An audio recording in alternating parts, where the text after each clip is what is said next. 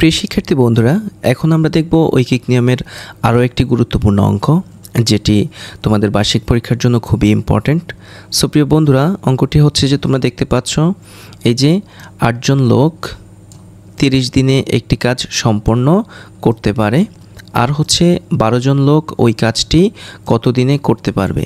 তাহলে প্রশ্নটি হচ্ছে কি, 8 জন লোক 30 দিনে একটি কাজ সম্পন্ন করতে পারে, আর হচ্ছে 12 জন লোক ওই কাজটি কত দিনে করতে পারবে।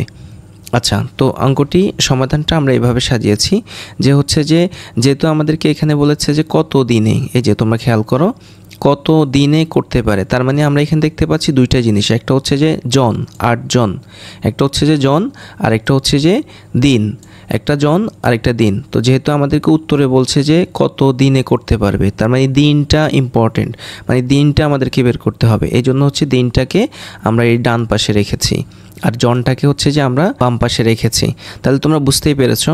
তো তাহলে আমরা সাজিয়েছি এভাবে যে 8 জন লোক সম্পন্ন করে 30 দিনে। এই যে দিনটা কেন এই পাশে দিয়েছি, তোমরা হয়তো অনেকে মনে করবে যে 30 দিনে শেষ সম্পন্ন করে 8 জন, এই যে 8 জন এই পাশে কেন দিলাম না, মানে এই পাশে কেন 30 দিনে এই কথাটি দিয়েছি। তাহলে তোমরা বুঝতে পেরেছো যে এখানে চেয়েছে যে কত দিনে, দিনটা চেয়েছে, এই জন্য দিনটা ডান পাশে আসছে।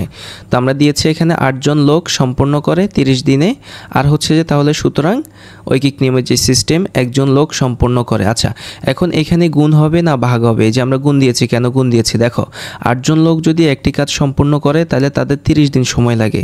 তারপরে যদি একজন লোক সেই কাজটি করে, 8 জন করার পরে 30 দিন, একজন করলে তো আরও বেশি সময় লাগবে, কারণ একজনের জন্য এই কাজটা অনেক বেশি কঠিন হয়ে যাবে, তার মানে বেশি সময় লাগবে, বেশি।